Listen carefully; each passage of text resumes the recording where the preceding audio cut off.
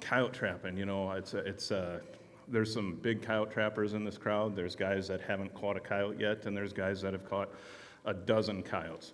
This I can tell you, for me, it's a volume deal. I want to catch a lot of coyotes, I want to catch them fast, and I want to move, and I want to get into a new piece of ground. I'm covering ground constantly.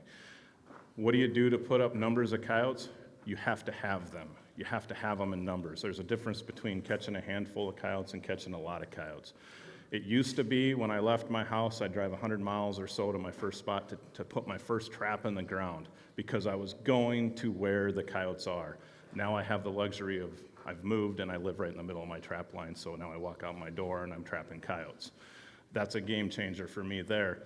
But when I go out of state, I'm still going. I'm making phone calls to a biologist. I'm talking to people, and I'm going to where the animals are. I want to go where there's a density of animals.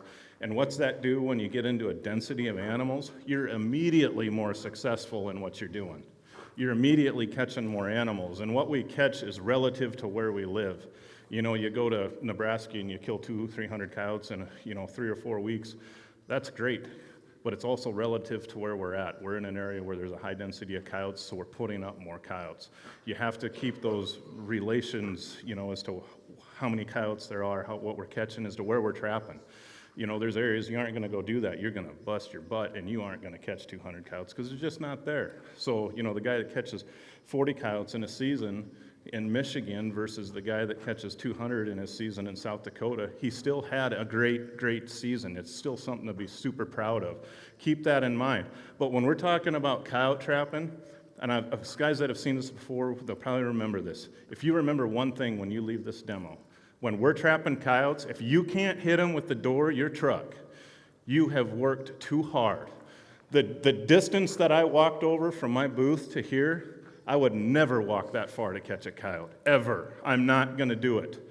Those coyotes, if this is a road coming through here, it stinks that we can't put a dirt hole in the ground here, but if this is a road coming through here, this is where my trap's going. It's not going over here, over by this guy's van over there, because I don't want it to get run over. This is the location, guys. You drive out on your trap time. How many times have you guys gone out and you check traps and you're driving down the road and you're going, man, them coyotes moved tonight. There's tracks all over the road. I can see them in the snow. And then you get out of your pickup and you walk over here. Dang, this is a nice spot for a trap over here. Listen to what the ground's telling you. You just told yourself, man, the coyotes moved last night. This is where they're at. They aren't over here. Trap where they're at. Don't get off location. Trapping coyotes it's work, but it's easy because we do it from the truck. We're not trapping cats, walking up to that rock bluff over there to go put a trap in the ground to catch that cat. Trapping coyotes is easy. When we get out of our truck, guys, this is not a long task when we get out of our truck. When we get out of our truck and we put a trap in the ground, we are not spending 15 minutes on this trap and 15 minutes on this trap and making this perfect set. We're not doing that. When we get out of the truck, we are getting out of the truck 3 to 5 minutes tops, guys. When we get out of the truck, we're putting the trap in the ground, and we're getting the next one in the ground, we're getting the truck, and we're going down the road. If you spend a half an hour each time you get out of your truck putting your traps in the ground, you're going to get your 15 traps in the day. I'm going to get my 70 in the day. And I know this much. My 70 coyotes are going to catch a lot more coyotes than your 15. Numbers. This is a numbers game. We're getting traps in the ground. We're getting quality sets in the ground. And how many times have you drove down the road? You got your head out the window. I do ride-alongs with guys. You got your head out the window, and you're there looking for tracks. What are you doing? We aren't looking for tracks on the ground when we're trapping. We aren't looking for sign on the ground. Because remember, we went to an area where we know there are coyotes. We know there are coyotes there. That's why we're there trapping. What we are looking for are heads up, and we are looking at the ground, we're looking at the country. The ground is irrelevant to us. I guarantee you this, when you get out of your truck and you set location, the sign will be there. Quit looking for sign, look for location. We're setting location, we are not setting sign.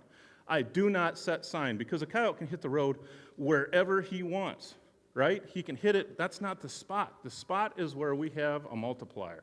And when I mean multiplier, I'm talking about a creek, another road that intersects. We've got a pond dam face that comes off, a stock dam face, dirt tank. whatever part of the country you're in, whatever you call this pond, it's where that meets the road that we're on. That's what we're setting. Those are the locations we're setting for. We're setting multipliers because, a road is great. You go into a ranch out in South Dakota, you got 5,000 acres. Loaded question, those of you that have heard me answer this, how many traps does it take to set a 5,000 acre ranch? Any idea? You got 40 some miles of road, give or take. How many traps do you suppose that takes to cover 5,000 acres? That's a pretty vague answer, but I would say typically, it depends upon the terrain, but 40 or 50 traps tops covers that ranch, and it covers it dang good, because you can set a trap at this intersection, you can go a half a mile, you can set a trap at this intersection, and just keep doing that. But how many traps do we have to put in the ground to catch the same coyote? We are not putting hundreds of traps on these pieces of property. We are setting the best locations that this ranch has to offer, or farm, whatever it is we're trapping. And that's what we're setting. We're skipping the rest. And the reason for that is, if you go out and you set everything, you set every spot you think you're going to catch a coyote at. You go out and you load this thing up, you got 100 traps in this little piece of ground. It's great when Mother Nature's treating you nice. Then she comes in and she dumps a foot of snow on you, and she gives you the bonus of 30-mile-an-hour winds. Now what happens the next time you come? You got to fix everything. But you've built your day, or at least I have, where you've built your day so strong, you built it for the perfect day. So what happens if you've got all these mediocre sets in the ground, and you know which ones are mediocre when you're running your line? You know which ones you're going by, there probably isn't anything in that one. Why'd you put that one in the ground? You know that. So what do? You put the best sets in, because when Mother Nature comes and she ruins your day, you want to make sure that those sets are working. What do? You fix the best, and then you skip that one, and you say, I'll get that tomorrow. So you get this one working, you get this one working, skip that one, get this one working, get this one working. You skip all these sets, but what did you do when you put those sets in the ground that you're not maintaining? You wasted your time, and you wasted your money, because you put a trap that you spent good money on, an earth anchor in the ground that you spent good money on. You bought bait and lure, and you put it in the hole, and now you're not maintaining it, you're not catching anything, so you've put all that time, money in the ground, and then we don't have an opportunity to catch there because we don't maintain it. Set the good spots, and you'll watch your catch go up. Skip the rest, and you might catch that one coyote there that comes by, but when you set location, and when you get out of the truck and if you think you got to look at the ground and find location after you set it, or find sign after you get out of the pickup and you're looking for sign, do that if you're not comfortable with setting location. But when you set location, the sign will be there, I guarantee it. You will be on location, and if you don't trust yourself, go out before season. Punch a couple dirt holes in the ground if you've got questionable locations. Put a little piece of bait in there, give it a shot of urine, mark it on a GPS, come back in a week and see if it's been crapped on or dug up. I guarantee you, if you're on location, that dirt hole that you put in the ground with a little bit of bait or a little bit of urine, it will have been worked by a coyote in that week's time if you're on location. That's the other thing. So you come down your trap line and you're checking traps. Man, coyote blew past my set I got right here. Come down and he blows by another one. It's easy to say, dang, that Ruewsaat sold me some crappy bait. I'm going to have to switch bait and go buy something from something else. Instead of looking at it and saying, we've had a northwest wind for the last 2 weeks, and I set on the south side of the road, and there's a cactus patch over here. The wind is key in what we're doing. The animal has to be able to smell our bait and lure so he can get caught. You need to make sure that your scent is being carried over the coyote's travel way, the fox travel way, whatever it is, we need to have them smell that. I'm running a lot of really small dirt holes. So it's not like I've got this big visual attractor for him to see. He's got to smell my bait and lure to get caught. Let him smell your bait and lure. Use the wind to your advantage. When I come into a location and I put a trap in the ground, I'm putting 2 sets in the ground. The reason I'm putting 2 sets in the ground is if I've got one bait and lure here and I've got another bait and lure over here, they're different. For me, all predator paste bait, coyote land. Fatal step, tombstone in the middle. We've got 2 different scenarios for that coyote to get caught. If he blows by the first set and he don't like it today, give him something different at the second set. I don't care whose bait and lure it is. Switch it up so you got 2 different chances for that animal to get caught. Set location. We need backing, right? Does anybody not know what backing is?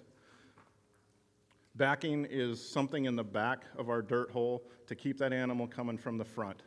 And you'll always hear, you can't use tall backing. This doesn't scare me, but the way we set our trap in there, let me grab a trap here quick. They're not going to let me dig a hole, so.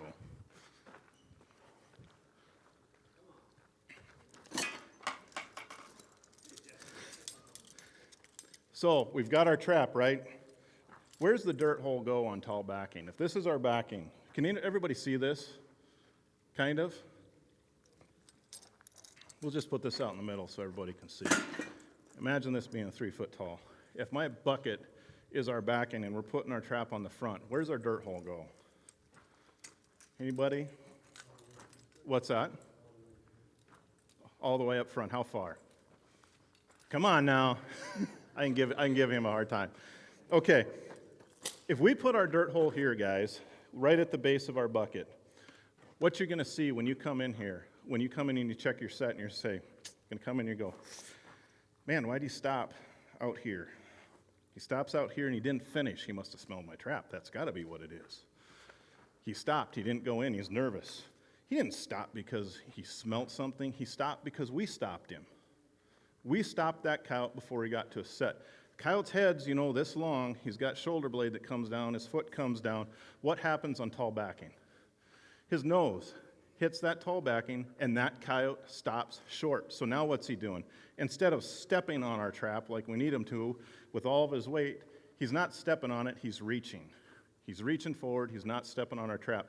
You take that dirt hole, you bring that dirt hole out here, you bring it out 8-10 inches, you bed your trap here, bam, we got that coyote, he's going for a ride in the truck. That's what we want to do. Don't do everything right. Don't bring him in here, we got the wind set, we bedded our trap right, we stop him, and we stop him short. Don't do all that and stop him short. We want to let him get caught, make it easy for him to get caught. The other thing we're going to do, and I got to go up here or I'll get in trouble. We find our spots for our sets, guys.